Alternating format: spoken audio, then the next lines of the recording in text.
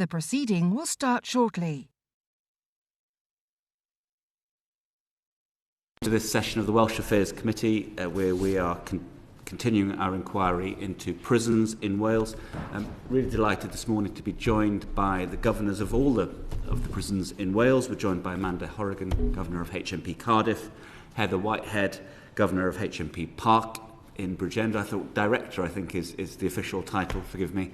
We're joined also by Rebecca Hayward, Governor of HMP Berwyn, Chris Simpson, Governor of HMP Swansea, and by Rob Denman, Governor of HMP Usk and Prescoed. So thank you all very, very much for joining us this morning in person.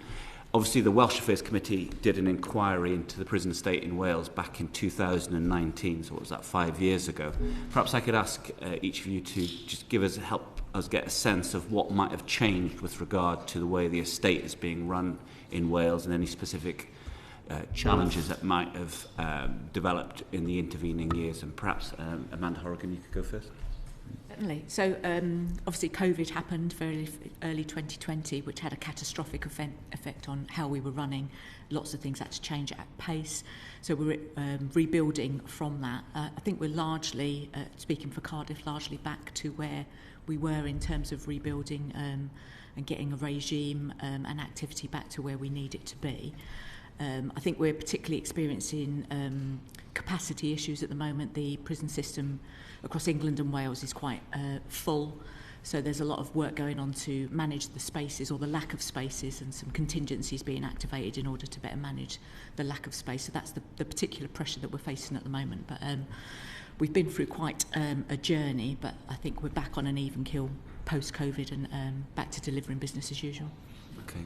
Thank you. And Rebecca Hayward, Berwyn, obviously over the last few years there's been a kind of ramping up of activity levels because it is a new prison. Can you just give us a very brief sense of how that's been progressing and whether you're at full capacity now? Yes, we are now full. So we now offer 2,000 places. That came to be probably about October last year. So we're now at maximum capacity. All of our kind of activity spaces that we can offer are up and running, which is quite different to 2019. What's your capacity level that you're operating at the moment? So we offer 2,000 places and we are almost there on a daily basis. Okay. So yeah, we're full. Okay, thank you very much. Mr. Denman, obviously Usk and Prescoed is a slightly different type of prison. Do we call it open prison? Is that still the terminology? So it's technically three sites. So Prescoed is the open site, which is 420 acres, and that encompasses Kalugi Farm, which is a working farm.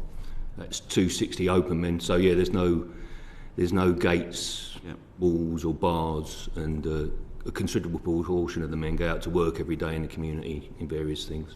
Mm-hmm. And then Usk is my other site, which is a closed prison in the middle of Usk. That's 276, and that's a Makoso prison, so a site to treat men convicted of sexual offending. Okay. And in terms of the issues that Ms. Corrigan highlighted around capacity in the estate, would you be seeing something similar at the moment on your sites? We are. I mean, the challenge for us is around Prescoed, because there's been a move to move people out of closed conditions into open conditions, those that are suitable to do so. Fortunately, we're full most of the time. So we're at 260 and we're very rarely below 250. But we are, mid-year, hopefully, touch wood, our capacity expansion should be in place. So that's an 80 additional spaces on site. Okay. And then the challenge there is providing meaningful activity for the men and engaging with community partners to see that we can provide employment opportunities outside for those men. Okay, thank you. We'll get into some of those more specific issues a bit later in the session. And Mr. Simpson at Swansea, one of the old Victorian prisons, is that correct? It certainly is a Victorian prison, much the same as Cardiff, really, with respect to COVID. I've been governor there for a year now, and certainly the recovery period that we've experienced coming out of COVID has seen Swansea recover quite quickly. We were fortunate enough to have a very settled regime and a very settled establishment prior to COVID, and that really enabled us to be able to get back to normal very quickly. It was a matter of weeks before we were running full regimes again. But I think with Swansea certainly, the pressures with us being such an overcrowded prison, one of the most overcrowded in the country in terms of having double cells, which were designed originally to be single cells. There is a pressure on us to fill those spaces with the pressures that are currently around capacity at the moment.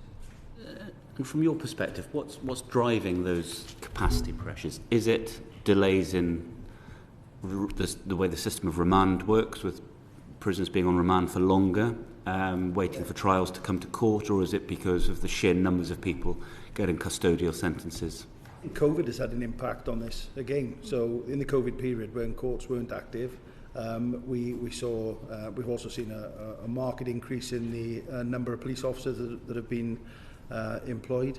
Now we're catching up with the courts. That is putting a pressure on people coming through the system and into the prison system. So our element is just mainly around the management of things like CSRA, which is cell share risk assessments, to make sure we're holding people as safely as possible, maximising capacity at the same time. Okay, thank you. And Heather Whitehead, obviously Parc prison is a privately run prison. Does that make a lot of difference in terms of the way you're able to run your estate?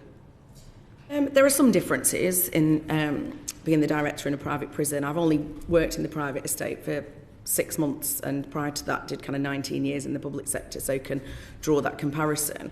I think one of the, I echo what colleagues have said around the challenges and from COVID and returning to kind of as close to what we were delivering before, having learned some lessons from COVID and actually delivering some improvements.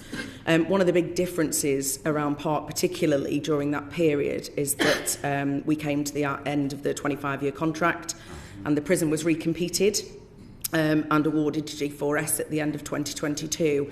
So during that recovery period from COVID, we also went through a significant change in terms of expectations of the new contract, requirements around the new contract, and critically in terms of delivering services for prisoners, education provision transitioning to a different provider, and health delivery moving to the health board away from a private provider as well, which we are still working through kind of the mobilisation of some of that, as you would expect.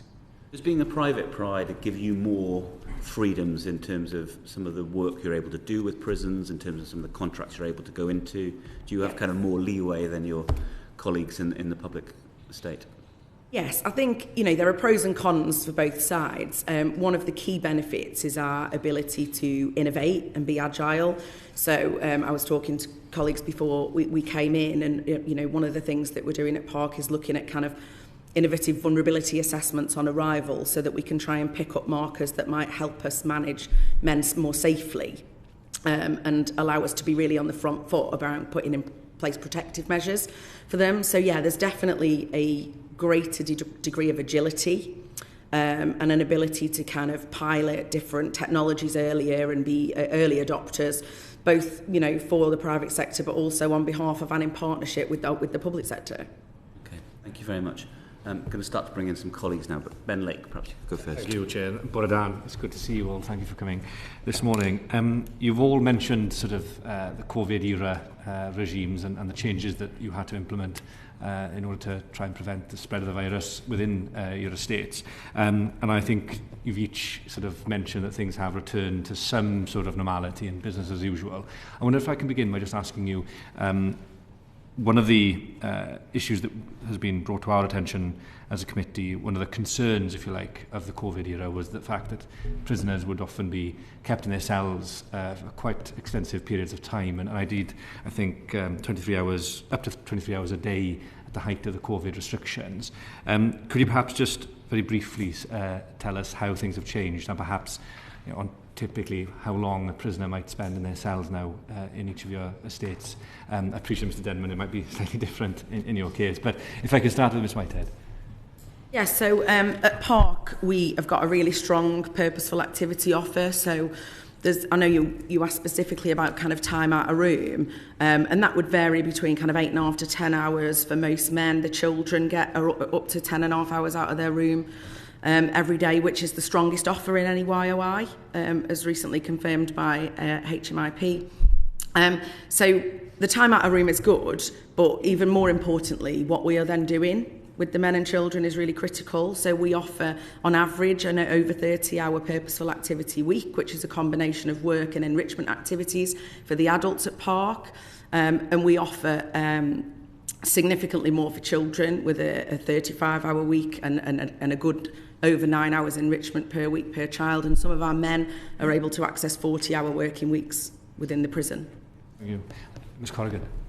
Similarly, time out of cell is a slightly blunt instrument in that, men standing around a pool table isn't necessarily particularly productive.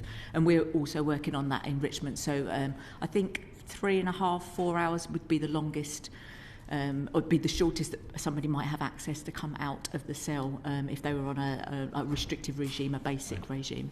But other than that, people are out on full-time employment. We're looking at acupuncture, yoga, chess clubs, crafting, that tier 2 activity, that sort of softer activity, as well as the construction skills and the education, roofing, CSCS cards, etc., rail track. So it's that purposeful and creative enrichment activity that is of particular focus for the jail. And Ms Hayward. Yeah, so we have a model of full and part-time employment. So the vast majority of our prisoners are engaged in purposeful activity. For those who only work part-time, they have time out of cell in the afternoons or the mornings, depending on their schedule, to do other activities. We offer access to gym and time in the open air in the evenings.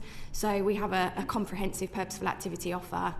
There are a small number of people whose regime is perhaps not so expansive, but they're usually people who've joined us straight from court and are going through that induction period and time of assessment. Right. So it's a significant improvement, if you like, in terms of time spent out of cells compared to the COVID era. Restrictions, absolutely. Yeah. Thank you.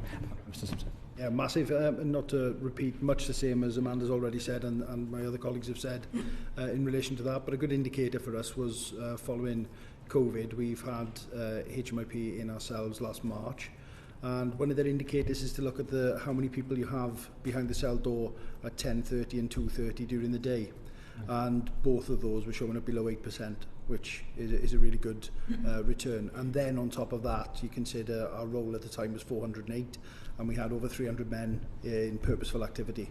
So, that gives you some idea as to the level of purposeful activity that's been engaged in. But we're now trying to look at that downtime and getting some of the tier 2 softer measures in place. Thank you very much.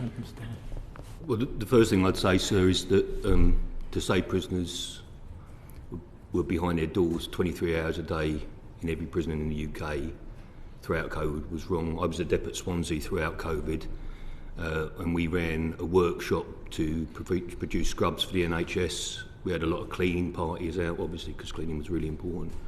So we tried to engage with the men as much as possible, and they were really positive, actually. There was really positive interaction at that time to get as many people out in the open air as we possibly could.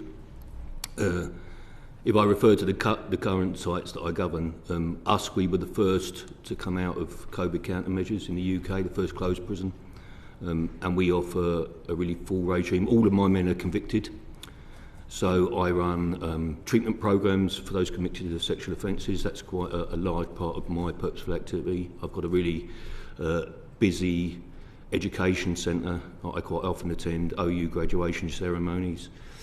I've got a woodwork manufacturing shop that employs about 30 odd men. I've got a waste management shop that employs a number of men. I've got a working laundry that employs a number of men. And a significant proportion of my men are older. Right. So the Salvation Army provide for me a cameo centre, which is like a day centre for older prisoners. And they spend their day engaged in purposeful activity. Of all closed sites in the UK, and I'm right in this, I provide more time out of cells than any other closed prison, and the men are out of their cells from quarter to 8 in the morning until lunchtime, when they go back in their rooms for an hour, and then they're pretty much open then till just after 7 o'clock at night, most weekdays.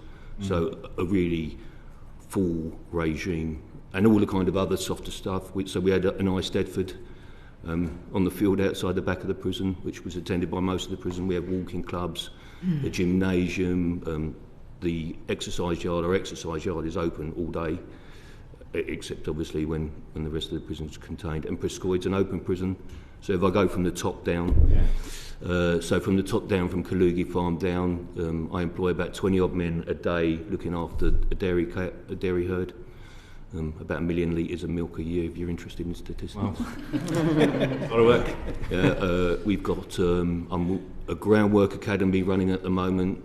So at the moment the blokes are learning how to use JCBs and prepare ground for building and car parks, etc. A forestry party. I provide a workshop that teaches people how to use telescopic handlers and forklift trucks. And then down on camp itself, camp is actually the sort of main residential part of Prescoed. There's all the stuff that I need to run camp, so catering facilities where we not only produce our food, but we also provide some vocational training for men and cleaning parties. And then, as I alluded to before, our outreach party is quite big. So at the moment, just under 100 men a day go out to work in the community. So, and that's in things such as Tesco's at Magor, construction sites. Some of them are working on the Welsh metro system in the valleys. So an awful lot of activity across both sites, closed and open. Thank you very much. If I could just return to the COVID era sort of regime, just very briefly, we've had quite a bit of evidence from both prison officers and others about the experience of the COVID era regime. And I think whilst there have been a number of concerns, and certainly there's no suggestion that people want to return to the COVID era regimes, there have been some comments to the benefits of an increase in the ratio of prison officers to prisons at certain times of the day. As I say, there's been conflicting sort of accounts on this matter, and I'm just interested to learn really where the balance of opinion from yourselves would be in terms of that increase in the ratio of prison officers to prisoners. And I think, if I understood correctly, the suggestion was because prisoners were staggered in their ability to go out to some of the facilities, whether there is any benefit in those sorts of regimes or not. If I start with Mr Denman this time round. I think it depends on the prison you're running. I mean, obviously for Prescoed, no one's locked up. We've always, and historically over the years, USC has always run a really full and open regime with a compliant and well-behaved population of men who engage actively in, it's almost in a strange sort of definition of community within the prison. So there's a real feel for that, and the men are more invested and longer into their sentences as well. So it is in their interest that they do stuff, and they want to do stuff. That is one of the differences between working in USC and working in other prisons. The prisoners want to do stuff, so they will come to us with ideas for groups, role-playing game groups and bridge groups, and bands. I've got 3 bands. So, which can be quite noisy sometimes, but I have 3 bands. That's what I'd say. So. Thank you. Anybody else want to? Yeah, I'd have a view on that. I think there were less incidents of violence during that time. There were less incidents of self-harm as well during that time. But I think you have to see that in the context of that time. There was a legitimacy to that restricted regime at that time because the men could see on the TV that in the community people couldn't access the gym, they couldn't go out, they weren't going to work, their families weren't going anywhere. So there was a legitimacy to the restrictions that we had to put in place to get us through that time. Once that legitimacy has gone, if you then maintain those restrictions, there will be pushback, and that will exacerbate violence and exacerbate self-harm and problematic behaviours. So I think to have one without the other wouldn't work. I think there is an element of human nature with wanting to do much less with much more people. We're not in that space, unfortunately. It needs to work efficiently. There's lots of men that we need to work with and deliver a positive regime to. And that's not feasible in those tiny groups, unfortunately. Though I will say, just using Cardiff as an example, self-harm is 38% lower in Cardiff today than it was in 2019. So you can do both. Yeah, because I was going to ask actually, because it's been reported that instances of self-harm and violence reduced during the pandemic era. I was interested to know what your thoughts might have been as to the reasons for that. That is opportunity. So if people are not out, the opportunity is gone. Nobody was coming in and out of the prison, so drugs and contraband access to the prison was hugely restricted because nobody was coming in and out. So there were no substances within the prison, so that illicit economy was reduced. So there were lots and lots of reasons for that. And people did feel safer. So some of those elements we've kept hold of. So the way I used to deliver canteen to a prison population has now changed, whereas you used to be in an open environment where people could observe what other people had ordered. I saw improvements during COVID, so I've held on to that regime, if you like, that method of delivering the canteen in a much safer way.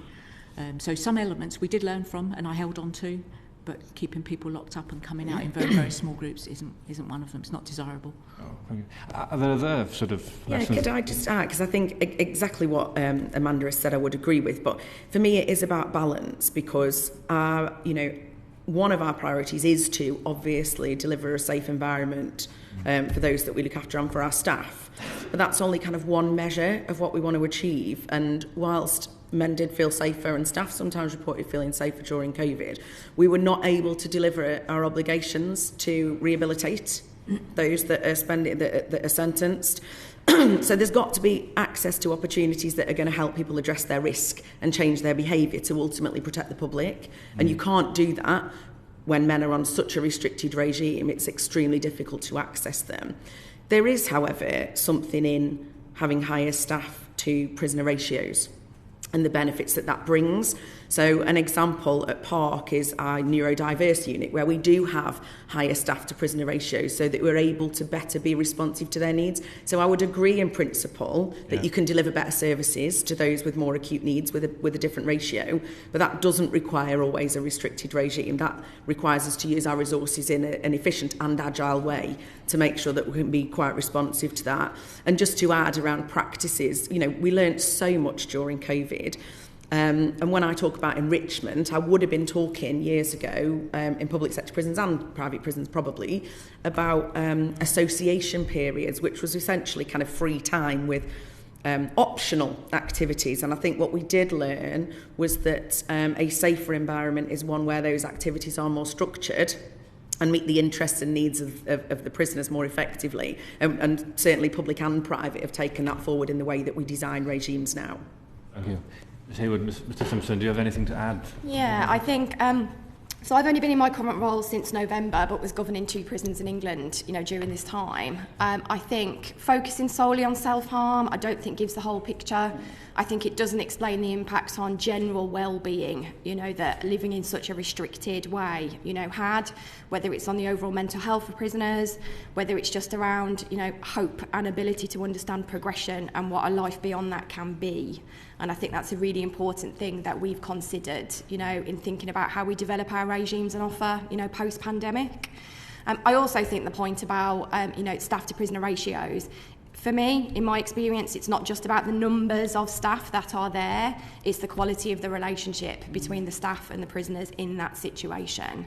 And that's a really important part of understanding how to safely design and model a regime and how it can operate in a productive way. I think that strikes me most about that is when we're talking about the COVID regimes and what we had there and what we have now, is you're managing a prison in 2 very different ways. One is to keep people safe and restrict movement, and to, that we didn't have the availability of a lot of the purposeful activity. Visits weren't taking place, people didn't have access to their families. So we were having to manage a prison in a really different way. So that did create, because of numbers that could be out and mixing at any one time, it caused that sort of higher staff to prisoner ratio because we were out in groups. But then you have to look at the deficits of that. There's no purposeful activity. People aren't going to education. They're not maintaining work. They have, it becomes same old each day. So I think now, given the choice, and I think any of us here, given the choice, we most definitely want to be producing a regime which gives people access to opportunity, and with that opportunity comes the hope we're trying to give people for their release, and we're trying to release people back into the community in a better way. May I just make one further point? Yes. I think we were aided, and I think this needs stating about Welsh prisons, is just the quality of the relationship between staff and prisoners. I remember all throughout COVID being at Swansea, and we were the conduit to the men inside. And I was saying to them, and they were saying, "Oh, well, Governor, we're not getting visits." I said, "I've just been across Tesco's, I've queued up, and there's no one in the centre of town, no one at all." And they didn't see that, and the staff were their window into a really bizarre world. And it was bizarre for us as members of staff. A 60-mile commute on the M4 when you don't see another car is a bizarre thing. And that is reflected at us in the reports we have had from HMIP consistently over the years, commenting on the quality of relationships at both sites, actually, between staff and prisoners. And those quality of relationships enables you to run a regime that is progressive, and that does cater for the men and does care for your staff as well. Thank you. That's very, very useful. And I think I'm right in concluding then that where there is obviously a benefit for increased prison officer to prisoner ratios, that could perhaps be achieved in other ways and not necessarily have to be sort of restrictive in the regimes. Just finally, and you've all mentioned well-being, and a concern, of course, has been raised with us as a committee are instances of self-harm and suicide. If I could ask, what actions can be taken? I miss Ms Corrigan, you mentioned that self-harm rates have actually reduced again recently. What sort of actions can you take to try and address instances of self-harm and suicide? I think going back to relationships, that's really, really important. We know the men that are coming in, we get to know the men quite well. We've got the facilities to be able to assist them. I think it's also important to note that these things don't operate in isolation. So the levels of well-being in the community where my catchment is are quite low. And suicide and self-harm in the catchment area of the community where my men come from is quite high. So it doesn't operate in isolation. They don't suddenly develop the problem whilst in custody. It certainly can exacerbate the problem, but it's a concentration of those issues in the community distilled down into the prison.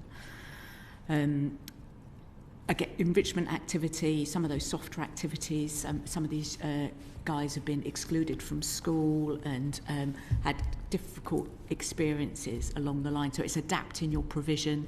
Neurodiversity Hub has really, really helped us to access some of these guys. Diagnosis of some of the issues so that you can get expert assistance to deal with some of those issues. Mental health diagnosis as and when it's required. Having access to all of those services really quite early on to make those assessments, evaluate where this individual is and how we can best support them whilst they're with us is probably... And are you finding any difficulties in accessing some of those external services, mental health support, other health sort of services? No, I don't think so, no. Sometimes there's some recruitment issues can fluctuate within healthcare, but nothing that would prevent me from providing those services. And I think access to services in custody is probably quicker, more efficient, and probably outstrips what's available in the community, if I'm honest. Thank you. Mr Simpson. Yes, certainly is. Looking at self-harm rates in Swansea, 2019 we were over 400, well over 400. And if you look at last year, it was just over 100, and that's come down consecutively year on year over that period. So I mean, there's a lot. I think it's the staff-prisoner relationships. It's the way we're able to interact with individuals, refinement of our processes. So the ACT process has undergone a review, which has led to more person-centred approach now with each individual. The Neurodiversity Harbour has opened up in Swansea. We're seeing fantastic results from that. But it's also use of other things that you have available. We've got a section of D-Wing in Swansea which is handed over to veterans, where we house the veterans there. They do some really incredible work to bring people from a place where they are quite vulnerable and low and do some work with them, one-to-one work. We're talking about work with neurodiverse individuals as well, on advice, working in conjunction with our Neurodiversity Harbour, where we see people going from being very reclusive and not engaging to actually holding on a job within the prison and engaging in the regime. So it's not just about the processes that we have, it's how we can utilise everything really. So it's that full prison-wide approach to it. Yeah. Ms Hayward. I think certainly for us, with a large, group of people, a large population, I think we've done a lot of work around understanding what that complicated population of people, looks like, what their needs are. As Chris says, trying to respond to some of that, whether it's our veterans, whether it's our, first-time people in custody, whether it's, our people who have personality disorders. I think when you govern a prison, you begin to understand exactly, the vast array of complicated issues that people bring with them into custody. So I think for us, it's about having those risk assessment processes and ways of thinking in place to identify, because everybody's case is different. There are themes, there are themes that we can all identify about what drives self-harm or, issues with mental well-being in our prisons. But yeah, identifying that and responding to it, I think, is the key. Certainly for us in the largest public sector prison in England and Wales. Yeah. So, Ms Whitehead or Mr Denman, do you have anything to add to what's been said? Yeah. Sorry. I would just say you need to look at the story behind the stats.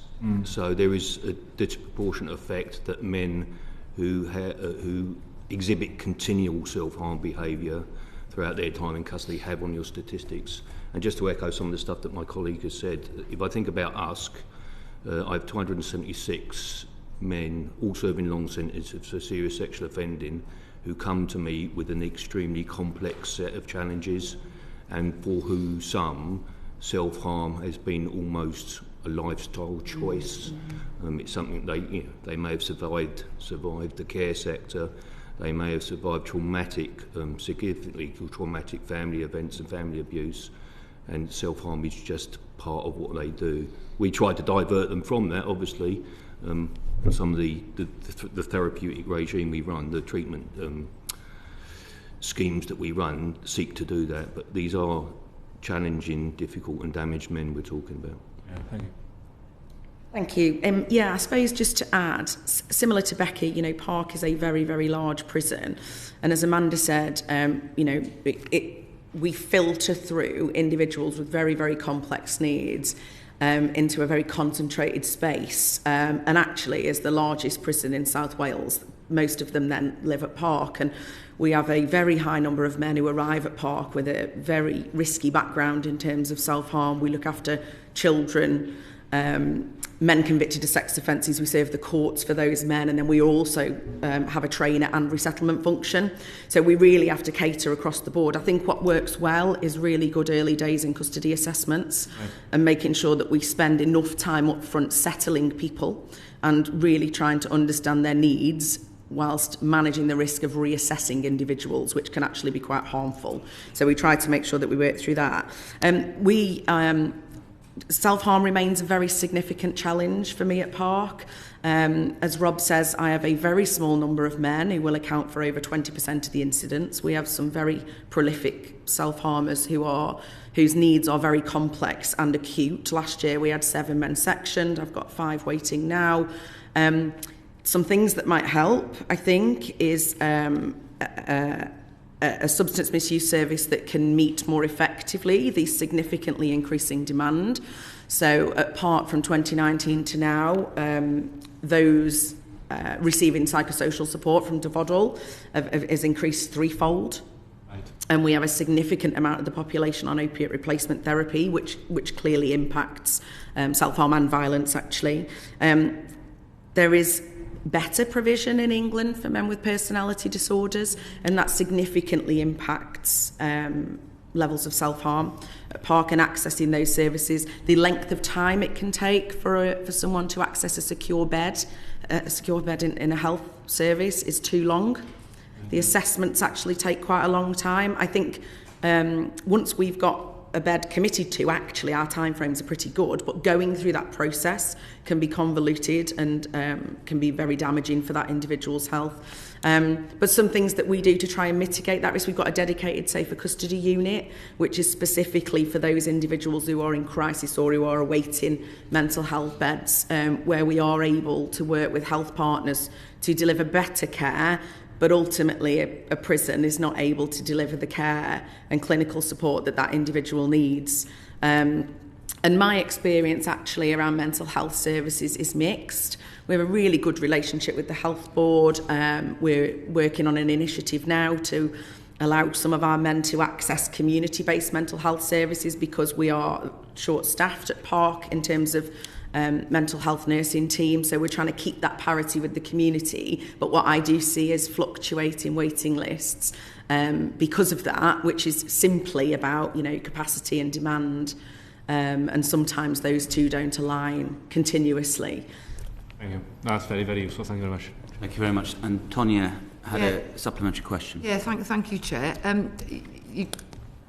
I was on the committee when we did the report 5 years ago and have visited everywhere apart from Berwyn. So I'm very aware of the issues and what you've been through and the journey you've been through, particularly through COVID. But when it comes to accessing, we talk about mental health and you've spoken really well about how things have changed and where you are and what you do with neurodiverse people and veterans.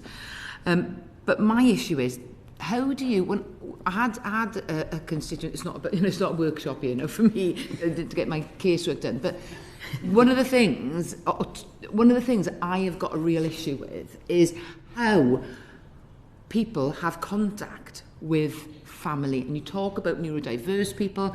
I've had elderly people that can't access the systems of booking in. So I'm booking in a visit with a parent, with a parent or a family person, and their issues, they're unable to access the outside because of their conditions, whether it's because they're elderly and they don't have a fingerprint to access the system in Parc, that was one of them, or if they're neurodiverse and they don't have the access to the system to get the parent in. So how are you facilitating, when you've got these great whiz-bang systems in place, and if it's not accessible to a person that is in there because of their age or their well-being, how are you counteracting that and ensuring that they are having that access with the outside world, which will help them? Sorry, anybody. Shall I go, because you mentioned Parc? Yeah. Parc, but also I'd like to speak to Rebecca as well. We'll keep the answers very nice and short, just because we're up against time. So we do have a biometric system, you're right, but we have workarounds for people who struggle to access that. So I'm disheartened to hear that someone struggled to access that, and we've got systems to be able to allow people to access visits, of course, where there are different needs, and that goes across kind of all kinds of disability and access issues. And we have a dedicated family support team at Parc, and actually our provision is excellent.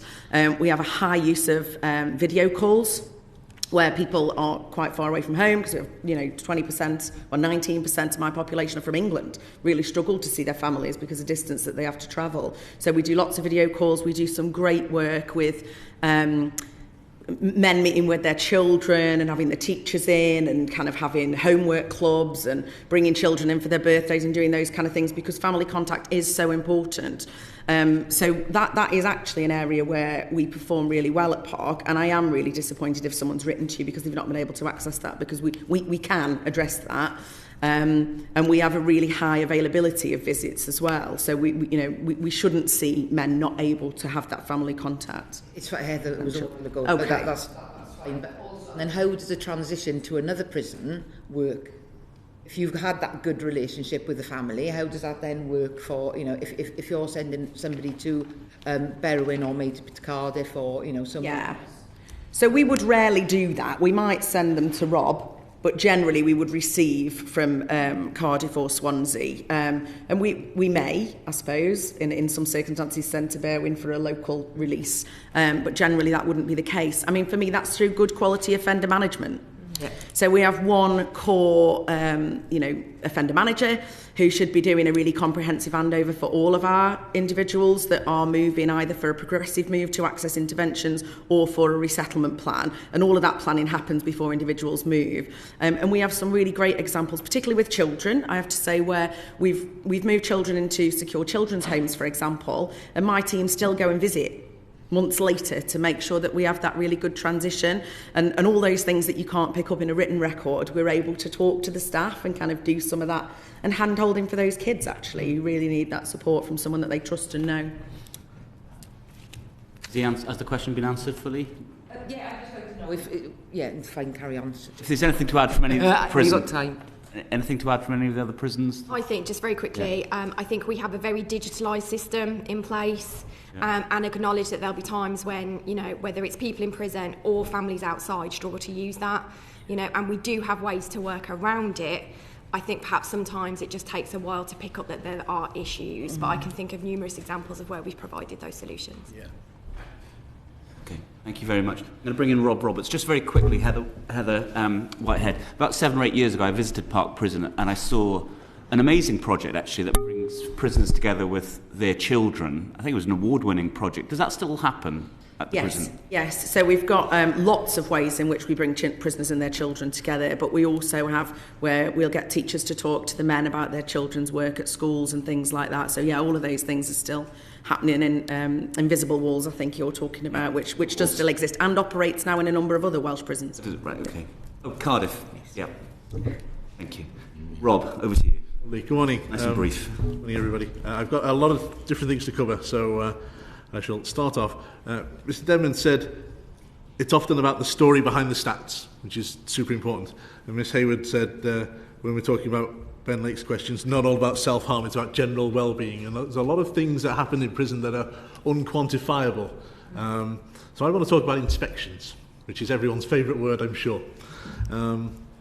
We've been told that Dr. Rob Jones, author of Prisons in Wales Fact Find, he said, I quote him, "One thing I often struggle with is looking at an inspection that says that things have improved and then looking at some of the data I get and seeing that these things sometimes don't speak to one another."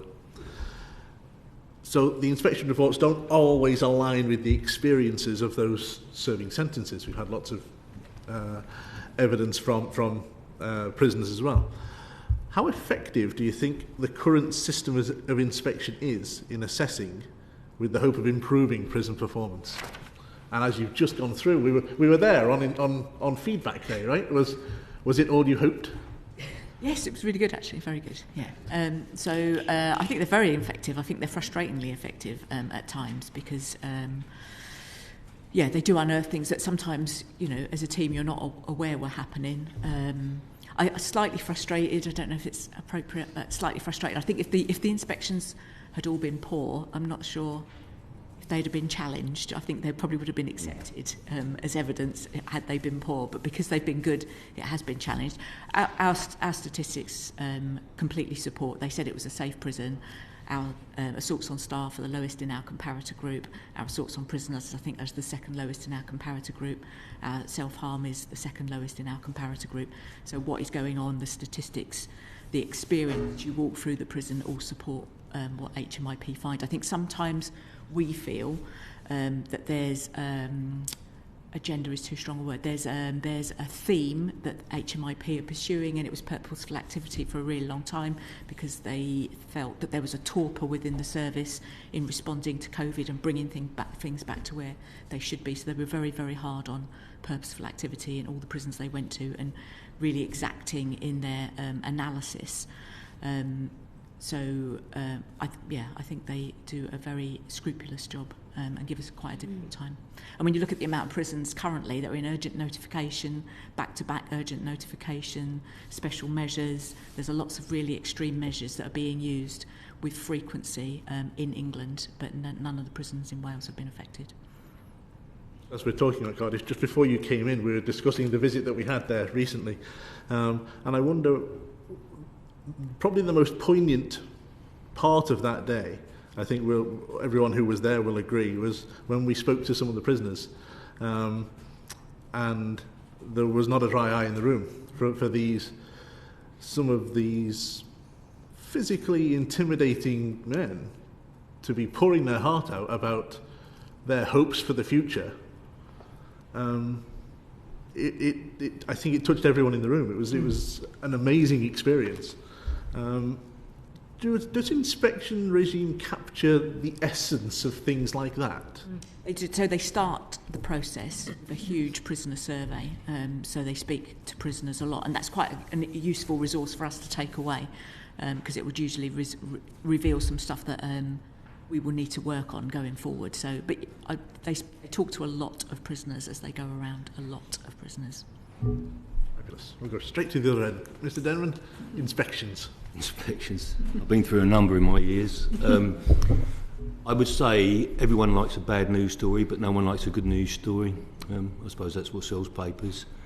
What I would say is the inspectorate come to us as critical friends, and it can sometimes feel that they're quite critical. I think they do an amazing job, and I think that certainly since I've been in Wales, the inspections I've been involved in are more than reflective of actually what happens on the ground.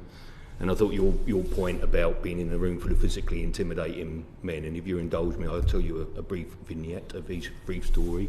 So I was leaving Prescoed about a month ago one evening, and there were two large men who I know to be from the travelling community, very big, intimidating men. One was reading a sign, and the other one was repeating what he had read out. And as I walked past, he said, "Oh, evening, Gov, he's just teaching me to read." Now, for someone like that to say something like that to me, to expose themselves in such a way, I think that speaks volumes for the quality of what we do in Welsh prisons. So I would say we deserve our reports, and they are from a critical friend, and I think the inspectors do a good job. I think it's important to point out, as Amanda said, the amount of prisoners that are spoken to, certainly at Swansea but last March when we had our inspection, the report that we got back that showed the results of those surveys and focus groups, etc., showed a very clear picture, and showed a picture consistent with what I thought would be found. And that, for me, is the good thing. But then HMIP don't just rely on that. They then triangulate via going and speaking to the departments and looking at the evidences and the minutes of the meetings, and so they do triangulate that data as well. And I think it's done in a very fair way, because if there is something that they're unsure of, they will come and speak to you, and they will have that conversation for you to be able to add clarity, because it is done over a period of a week. So they're not going to experience everything that the prison has to offer, but if they are in doubt or they have questions, they will come to you and speak to you. And you have a chance then to share what does take place and to put them in that picture. So I find it a very fair process. Yes. Hayward? I would agree. I think that the results of an inspection, when you look at that report, give a very comprehensive and effective view of what is happening in a prison and what the outcomes for people are. I think if you look at raw data, which is a very small set, particularly if you're looking at publicly available data, not perhaps what we have access to, it does not tell the story of how the good work that we all do in our prisons in Wales is translating into outcomes for prisoners. Interesting. So if you could change one thing, what would you change about the inspection regime and the manner in which things are reported? I'm not sure I would change anything. I think that the methodology for inspections has evolved, as it does. And in recent times, we have been consulted as governors about how we feel about that changing, whether it's the way that the expectations are written, and do they meet, the current way that we do business and the current outcomes that we expect. We've seen the introduction of leadership as a section in inspection reports, which I think perhaps we were nervous about when that came to be, but actually, it hasn't been perhaps the way that it might have come across. It's been another useful tool to understand, the impact of, senior leadership work in a prison. I think that the prisoner survey particularly is incredibly effective to understand, how people are experiencing life in prison, to the point where I've used it myself at intervening periods between inspections to measure progress and how things are going. So I personally don't have any significant issues around changing it. It's interesting. One of the people that we had before us previously, Katie Fraser of Women in Prison, talking about Welsh women serving in English prisons. She said, sometimes what I read in report isn't backed up by what I actually see in prisons. Often I read these reports and think, oh great, things seem to be improving. There's a focus on looking at self-harm rates, but it doesn't mirror what women are actually telling us in practice. Context is everything, right? Do the inspection reports adequately capture the context and the nuance as well as they should? I think they do, and I think back to your point, it isn't that there's a whole set of data, consultation, qualitative information that's looked at to come to a conclusion from those inspection teams that spend time with us. Some of that is the views of prisoners, but not all of it, so yeah. Private prison. Are you inspected in exactly the same way, or are there any changes in the way that you're inspected and reported on? So I'm inspected in the same way, but Parc is inspected in two ways because it's got children and adults. So the children's inspection cycle is much more regular, as you would expect. So it used to be annual, it is now biannual with the independent review of progress every year. So I have the team in at least once a year at Parc, and then the adult side would be exactly the same as the rest of my colleagues in Wales. And I would just echo what they've said, really. I think there is a huge survey. Everyone has their chance to have a say, but equally there are focus groups of individuals, and as much as data is only one piece of information, I completely agree, so is the qualitative information that comes from prisoners. And of course, with any inspection that is a snapshot at a period in time, you know, there is always going to be a limitation about how you can extrapolate that over 3 years and expect to see the same thing. There is always going to be that limitation. And I suppose just could I answer the question you asked Becky, which was would there be one thing I would change?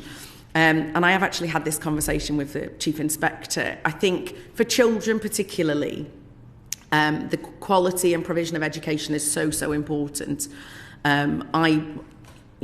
Have had a conversation about whether they would consider measuring both what the prison provides in terms of good, meaningful enrichment activity for children to grow and thrive from what is an ESTIN assessment of education provision and education quality. Because I think both are really important.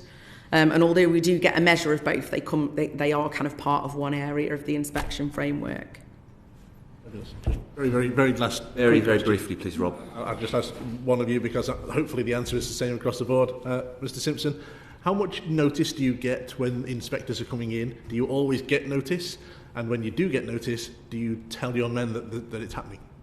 Yeah, we do inform people that there will be an inspection. It's very little notice. Ours was an unannounced inspection, which really is unannounced. I literally have the phone call on a Monday morning to say that we will be with you, and they will be. This was on the Friday afternoon. We'll be with you on the Monday morning. They turn up and then they go straight away into the process of the evidence gathering on week 1 and then the actual inspection on week 2. So there is no warning. It is a genuine snapshot of how you are. For mine recently, they phoned me up Monday morning and 15 minutes later they were in the jail. There's nothing you can do about it. The whole weekend. Sounds like a lot of fun. Thank you very much. It's almost the equivalent of a mystery shop, isn't it? Virginia Crosby, please. Thank you, Chair, and Croeso, thank you so much for coming here in person. It's very much appreciated. My questions relate to staffing, and if we see the recent independent monitoring boards, we talked about staffing shortages in all of the prisons apart from Swansea. So when there are staff shortages, which services get cut first, and how does that make it so much harder for you to have purposeful activities? So if I could start with you, please. Thank you. So we're currently over-recruited. So that's not to say that we don't have staff shortages on a given day. We send some staff out on detached duty to support other sites. And obviously with sickness and training and other things going on, you might find yourself short of staff on a given day, but we're over-recruited, so we're not understaffed, just to make that point. It would vary. You have a certain number of tasks that are flexible tasks, so the flexible tasks would take the hit first. You have a regime management plan, which will guide and control that, so you can do a certain amount when you have a certain amount of staff in, and then you'll flex that so that not the same people are impacted, and you spread that impact and minimise that impact as much as you can. I think the first thing you do is you get work and education out and get them into their activities, because that's the most important thing to do, and then you'd reconvene and have a look, see what you could do with what you've got left, if you like. So mandatory drug testing would possibly be dropped. There might be some work in the decency team that might get dropped because you need to redeploy those staff. There might be some stuff in the safety team that might need to get dropped for an hour or for a morning whilst you supplemented other areas of the jail. But the very last thing that would be stopped would be activities. Work and education always goes ahead. Sometimes in my own jail I might be short of staff on the evening duty, so I might bring them back a little early from work and education just to ensure that they get their hour of association, they can get a shower, get a cell clean, have a chat with each other, have a relax before collecting their meal and finishing the day. But that would be a major impact. Thank you, Ms. Whitehead. Hello. Similar to Amanda, really. So we are over-recruiting. I'm not quite fully staffed. We anticipate being fully staffed probably late summer. And staffing is a challenge. And I think when you're recruiting at pace, you know, we talked earlier about what makes prisons safer and staff-prisoner relationships being so important. Having an inexperienced staffing group is a real operational challenge. And that is something that we're experiencing at Parc and trying to put the right provision in to support them, to onboard them well and to support them during that first 6-12 months so that they're able to do their role really, really effectively. In terms of you know, how the regime is impacted, almost identical to Amanda, really. There is a framework within which we make those decisions. We make sure at weekly meetings that we balance the impact across all areas. We prioritise purposeful activity as much as possible. And where we do have to curtail regime because of kind of on-the-day challenges that might get thrown at you, like individuals needing to go to hospital for appointments that are last minute or medical emergencies. I have an older population too. Those things can kind of blindside you a little bit, and then you've got to redeploy your resources. We would do some similar things, you know, maybe say to the men, come back an hour or two early so that you're not missing out on all of your opportunity to kind of, you know, book your visits or order your canteen and do all of those things that are really important to them. But work and education are, you know, sacrosanct. We would protect those at all costs, really, because that is a benefit for the majority. Okay, thank you. Hayward? Yeah, same methodology and priorities. I think at Berwyn we are not yet fully staffed, although the picture is vastly improved to what it has been. I think we recognise that, you know, delivering the things that are important to us, but consistently is really important. So that regime management planning process, you know, is used. Our regime is designed about putting a lot of activity into the kind of core day, less in the evenings, because we know that we have had challenges around staffing. But now we've got an opportunity to think about that again. But maximising purposeful activity is the core part of that plan for us. Thank you. As you mentioned, Swansea have been really blessed with the staff position, but that hasn't stopped us from having the staffing reduced within that, because as Amanda pointed out earlier, because we were so well off, those that were less fortunate than us, we were supplying detached duty. So that does impact what we are able to deliver them, but much the same methodology as already stated. We would look to absolutely keep the activity and education on board, and you know, I think everyone here will say that the bed watches and the escorts, they all tend to come along at once as well. So it's one of those things that does have an impact. Staff sickness rates, I happen to have quite a number of staff with really serious illnesses at the moment, and that will impact. You know, you just don't know there's so many factors that will impact the staffing of the establishment. But yeah, we're up to our TSF at the moment, total staffing figure. And Mr. Denman? Yeah, we're again in an unfortunate position of being fully staffed. We do operate a regime management plan, so if we have to reduce the regime for any means or for any reason, we're able to do so in a formal, constructive manner, and the men will be involved in that. The past weekend we had 5 medical escorts go out over a weekend because I have an ageing population. But the men were kept informed, and we said we have to do this, we have to restrict the regime. They were absolutely wilco and on side with that, and it all passed really, really well. Under detached duty as well, that has an impact, but we're a national service, and I would want to support my colleagues elsewhere in the estate through detached duty to ensure that they're able to provide meaningful regimes for the men and women in those prisons as well.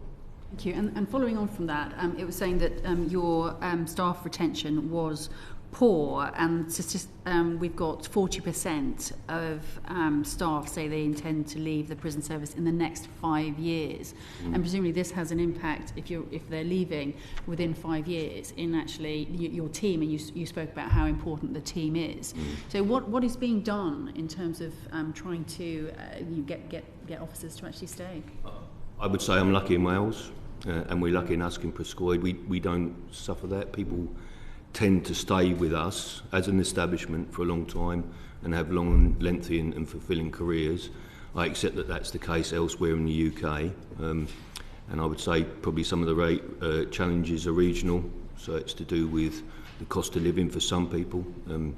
Most of my service was in central London. I did a long time at Wandsworth, did a long time down, and the remuneration packages for staff just they weren't able to pay their rent.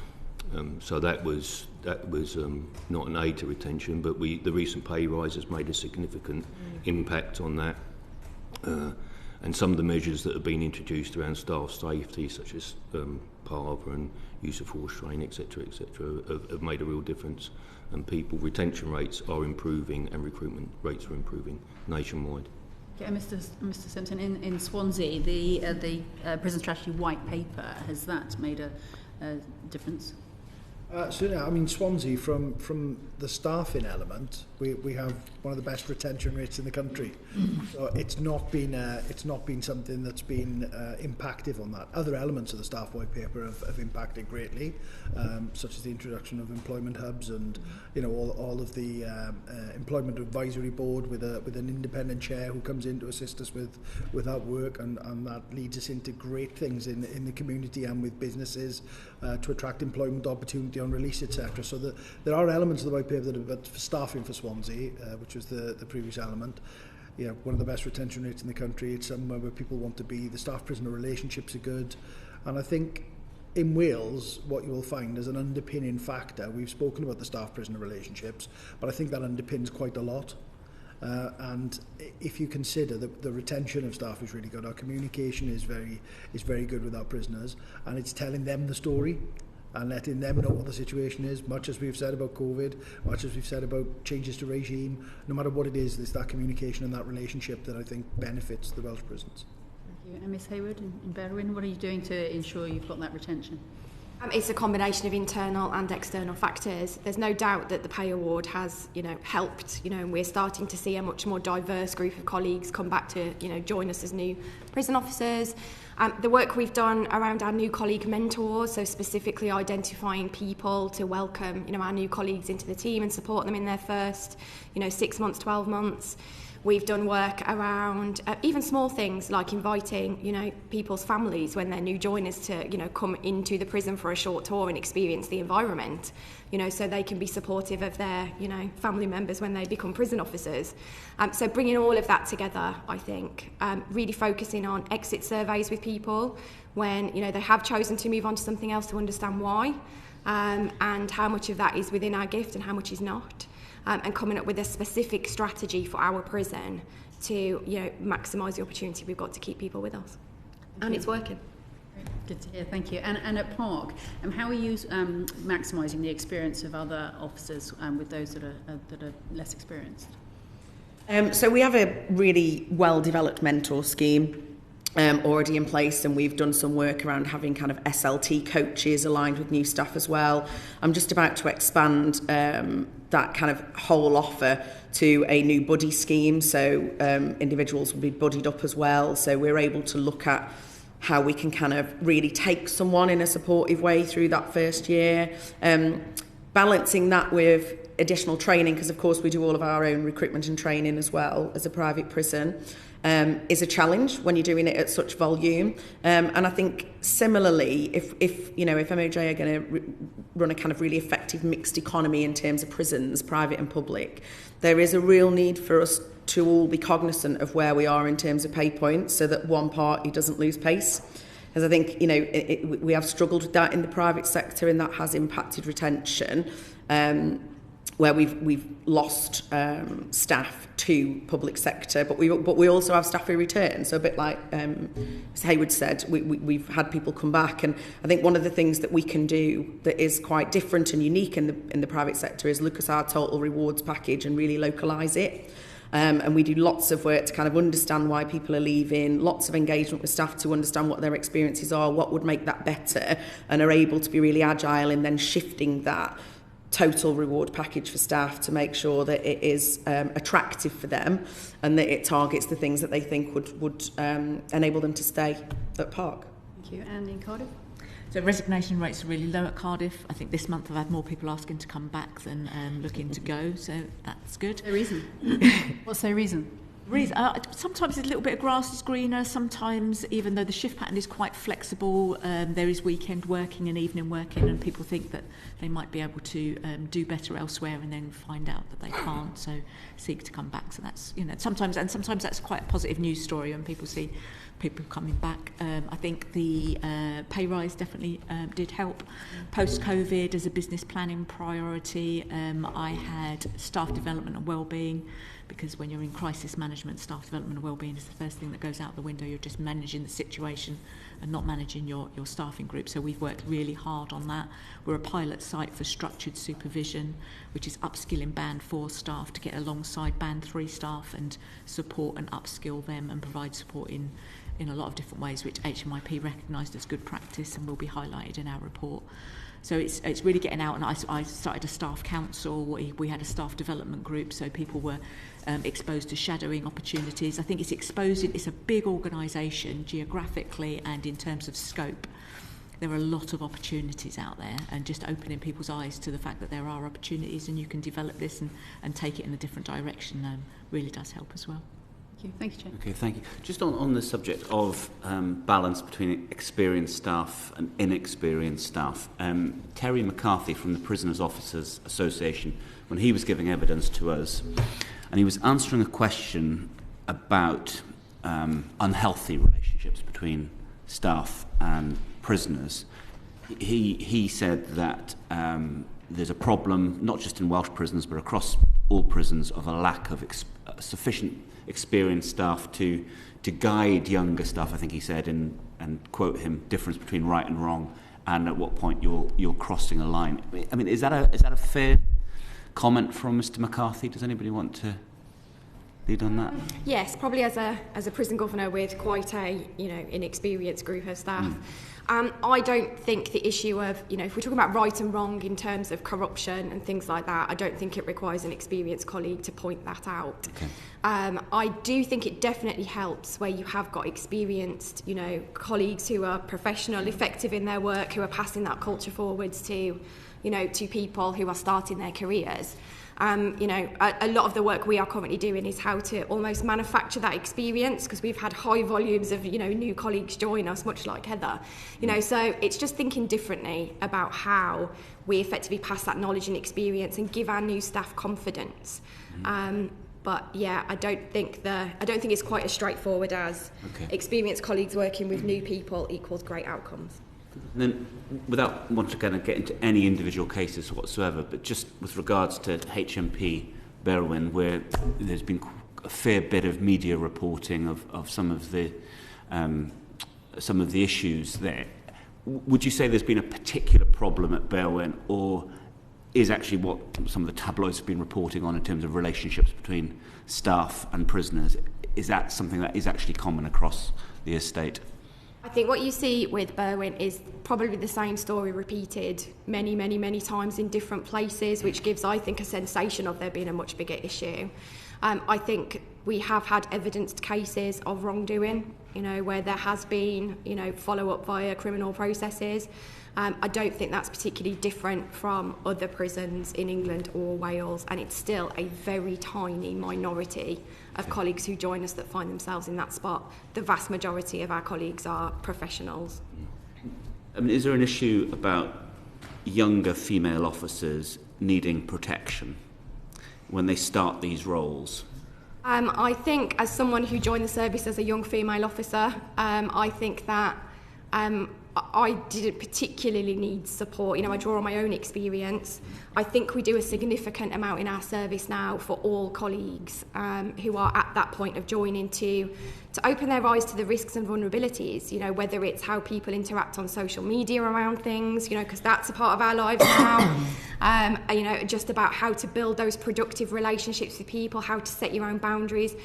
We do that for everyone. I think probably what we see is that we have those small minority of stories that are just repeated many, many times. May I make a point? Sorry, Chair. Yes, Mr. Denman, and then I'm going to ask Amanda Corrigan, because I think you wanted to say something on that question. But just bristled slightly. I think we've all been women who sort of joined the job. It's challenging, but it's challenging for anybody. It's an unusual environment, and you have to learn to adapt to that and find your way. And I think having experienced colleagues around you can help you.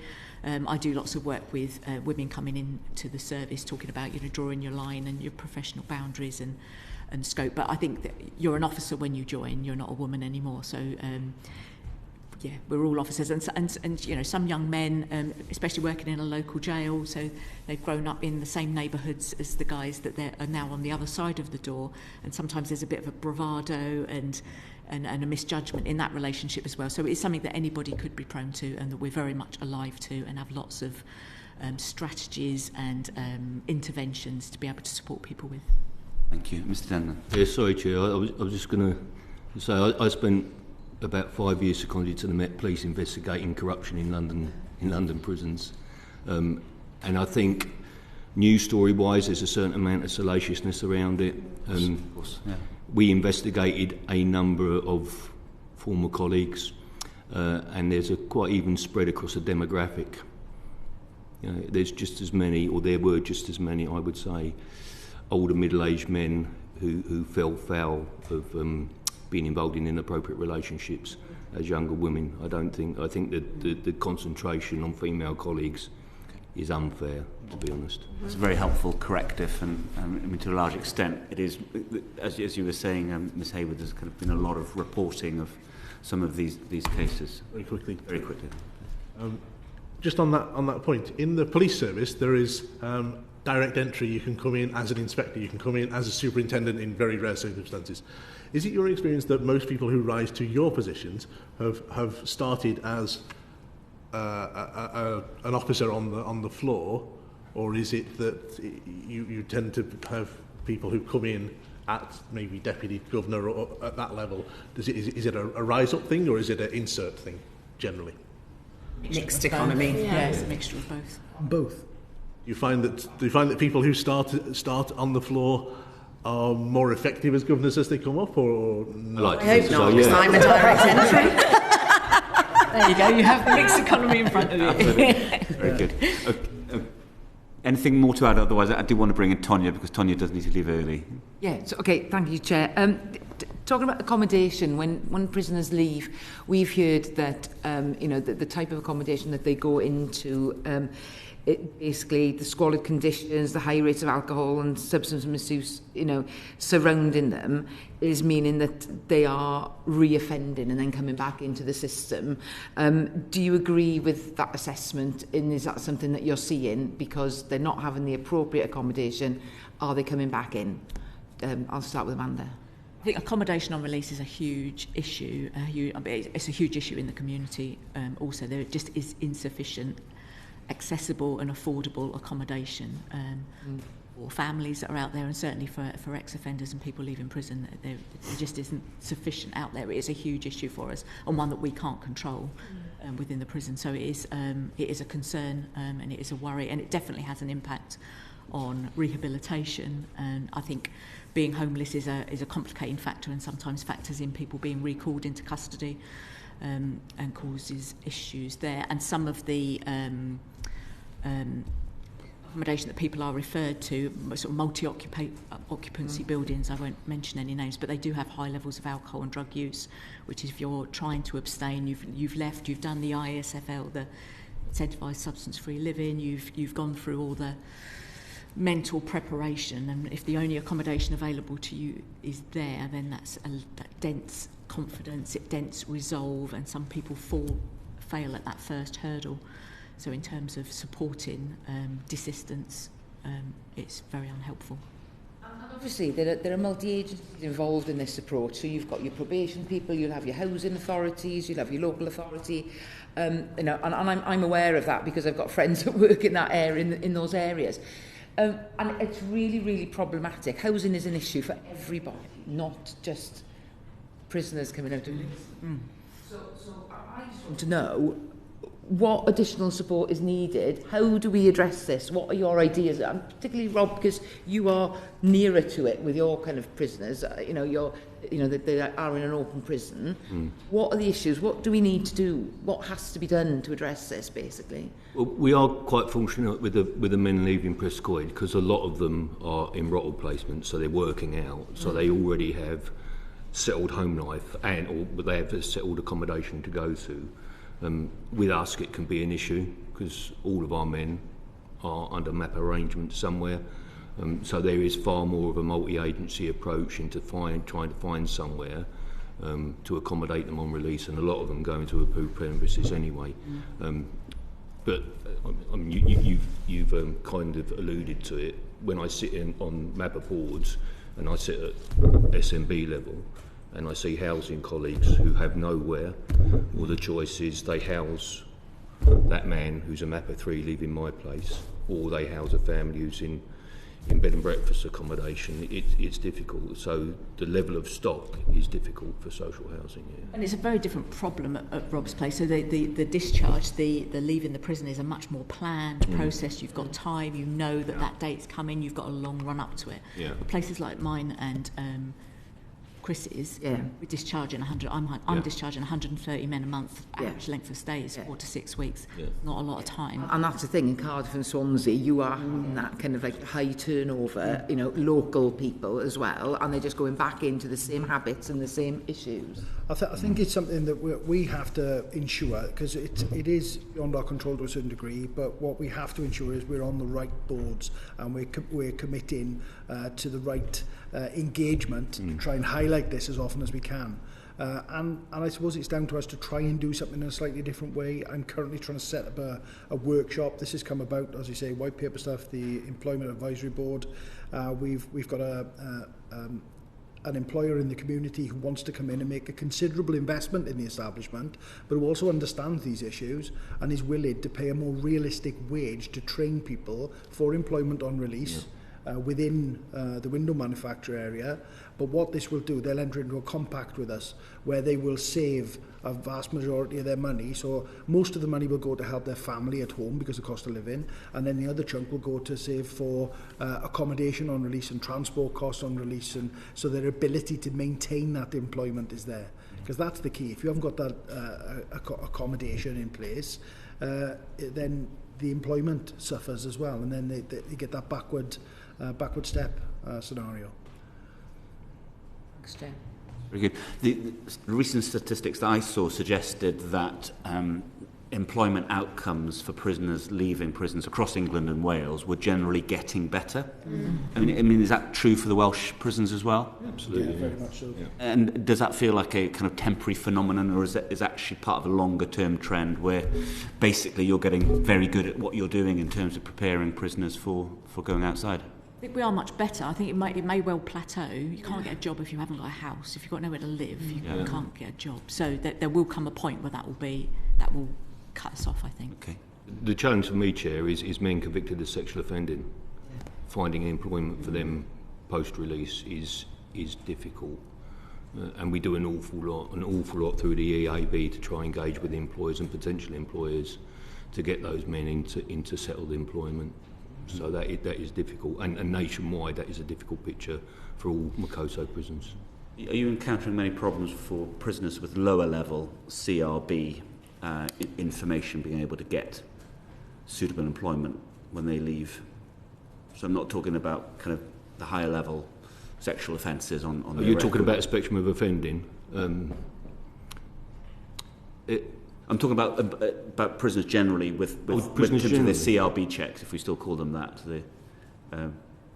the employment checks. And To be honest, I think there's an element where we're kind of taking away some of the element around that and the mystifying element of that by the Employment Advisory Board. Yeah. I have people sitting on my Employment Advisory Board who are direct employers in the community who sit there and make an offer of employment during that meeting. It's a much better process.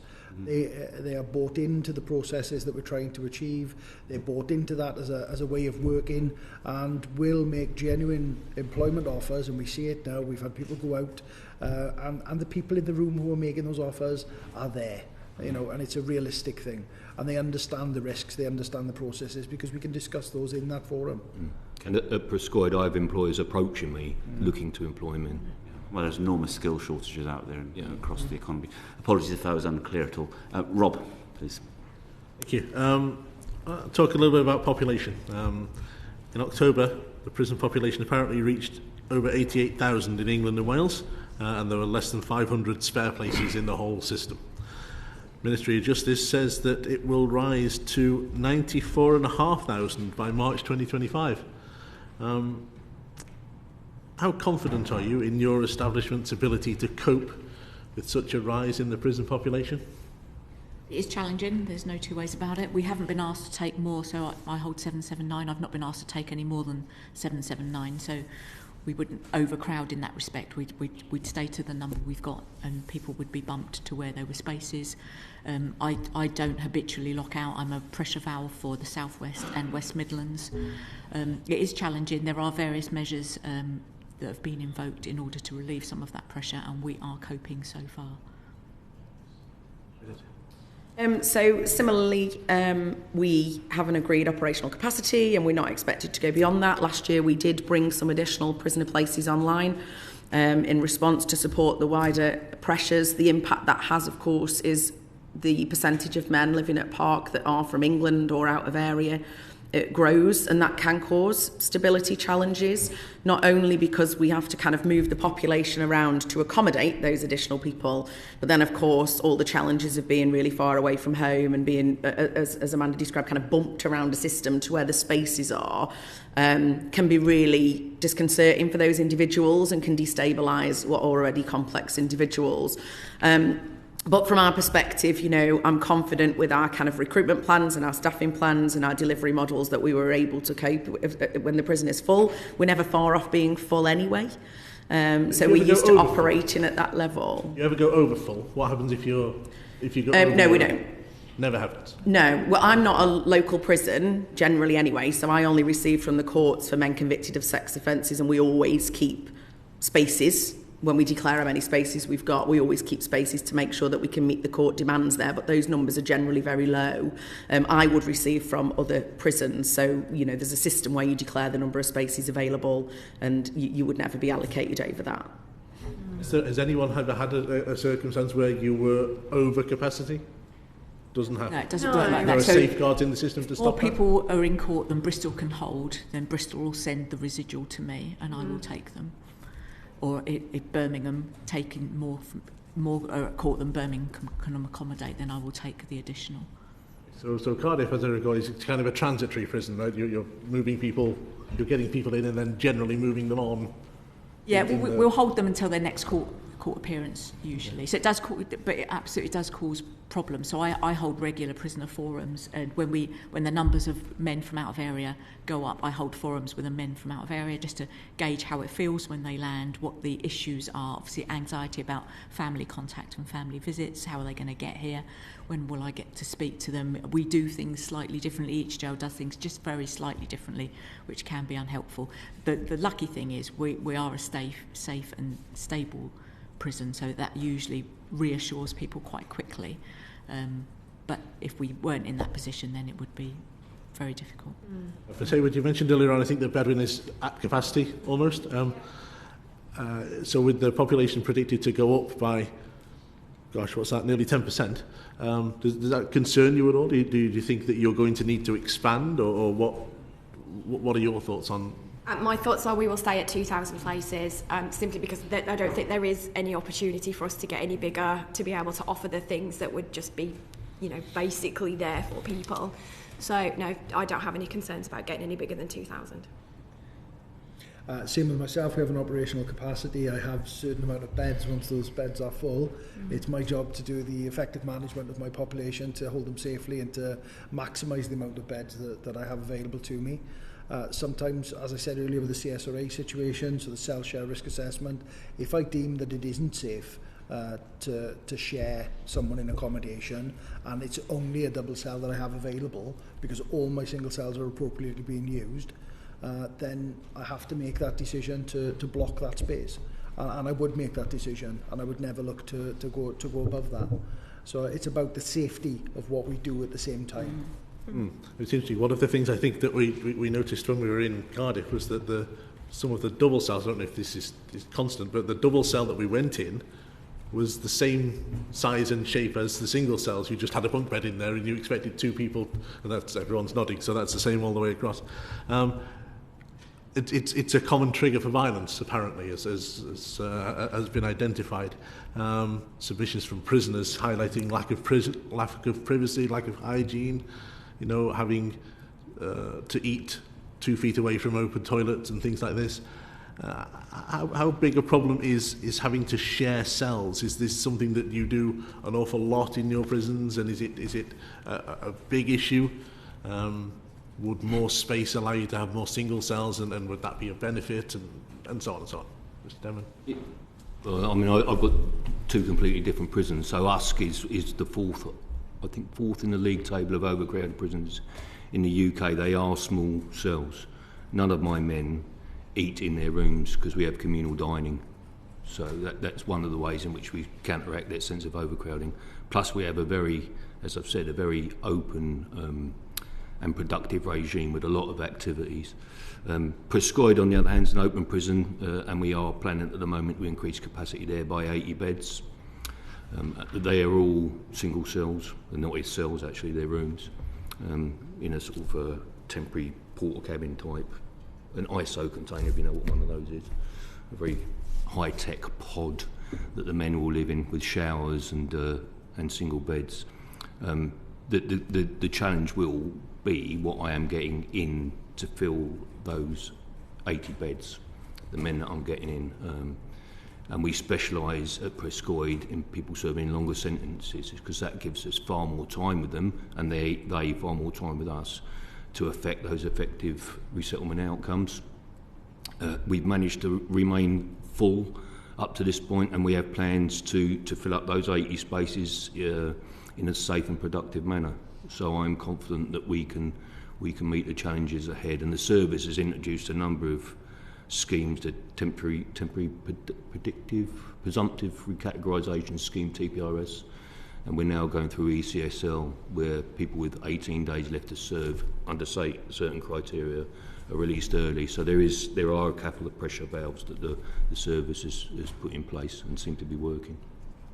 Can I just make the point as well that we look at the negative is raised in regard to sharing. There's also a lot of positives to be taken from that as well. So there's the loneliness factor for some people is combated when they share a cell with somebody. There's a support factor. Sometimes we are going to be very careful about and very sort of prescriptive sometimes in who will share with who to provide that support. And people willingly will do that because they see it as a benefit. They see it as something where they get a sense of purpose out of it themselves in helping another individual. So I think there's a lot of positives to be taken from the sharing of cells as well. I have time? Very, very briefly, because we're running up against the deadline. Then.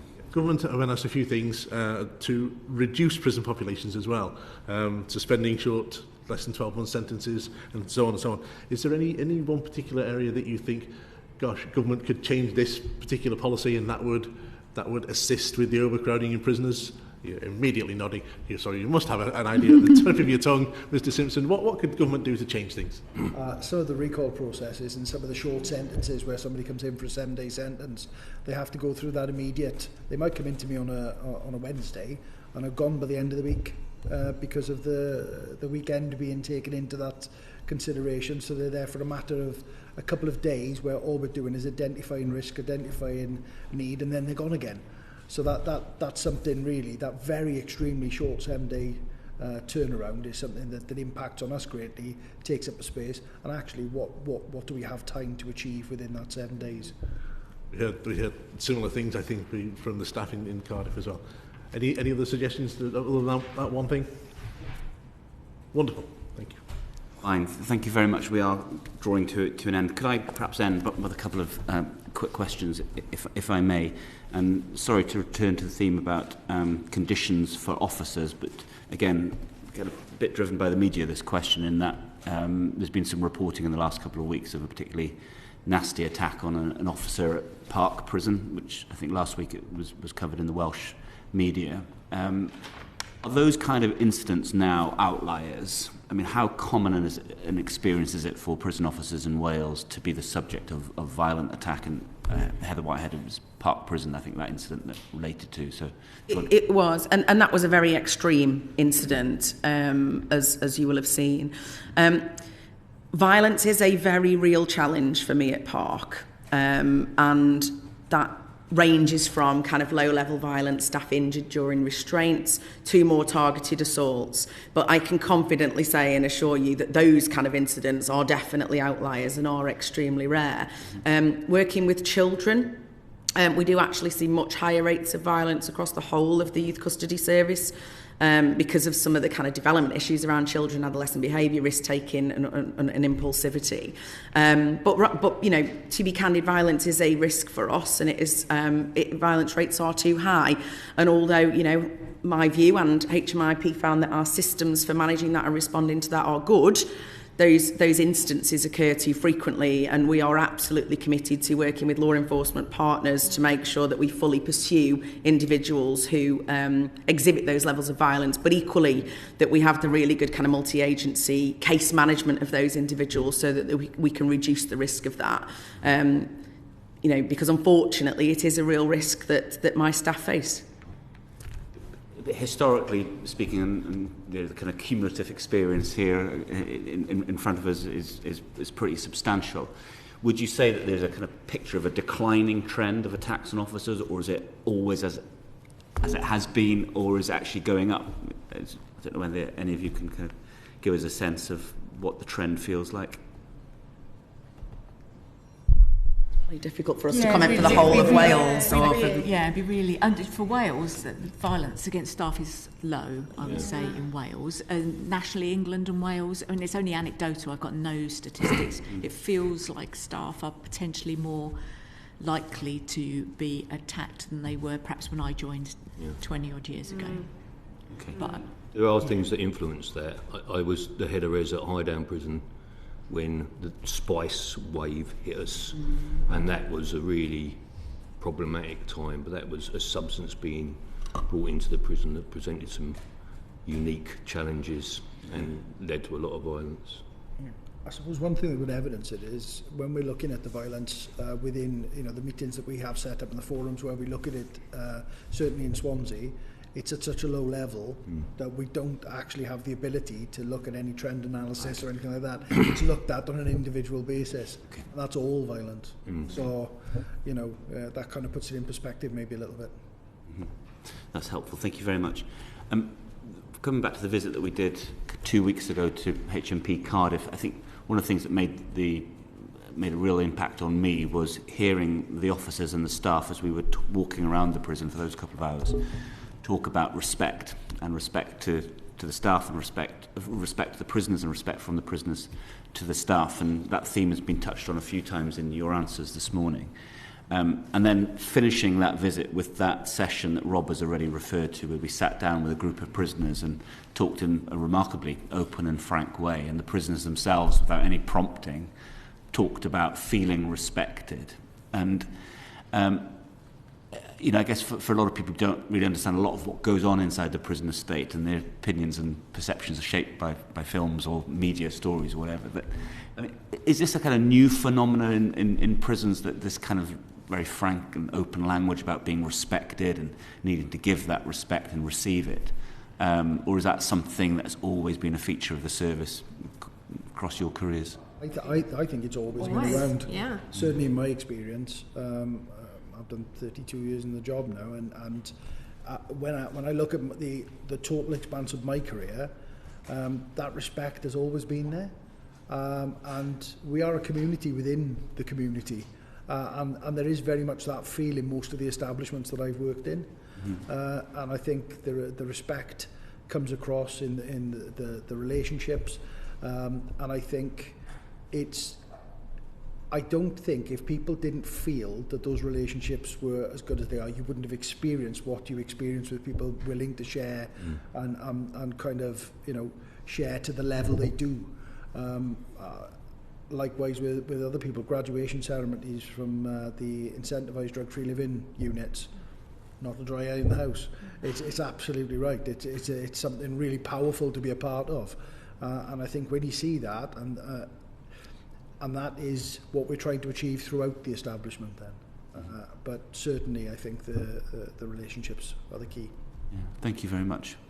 So unless there's anything else to be asked or to be said from yourselves as witnesses, I think we'll draw the session to a close. But a huge thank you. Conscious that we've probably only just scratched the surface of some of these very big and challenging issues, but we are grateful for the insights that you've given us, and thank you to my colleagues for their questions. Order. Thank you. The proceeding has ended.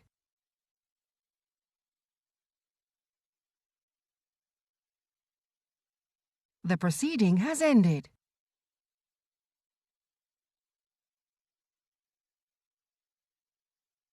The proceeding has ended.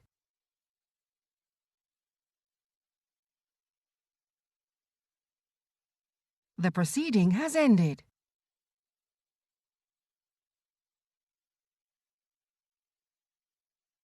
The proceeding has ended.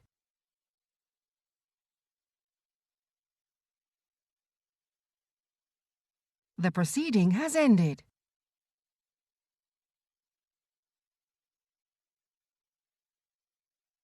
The proceeding has ended.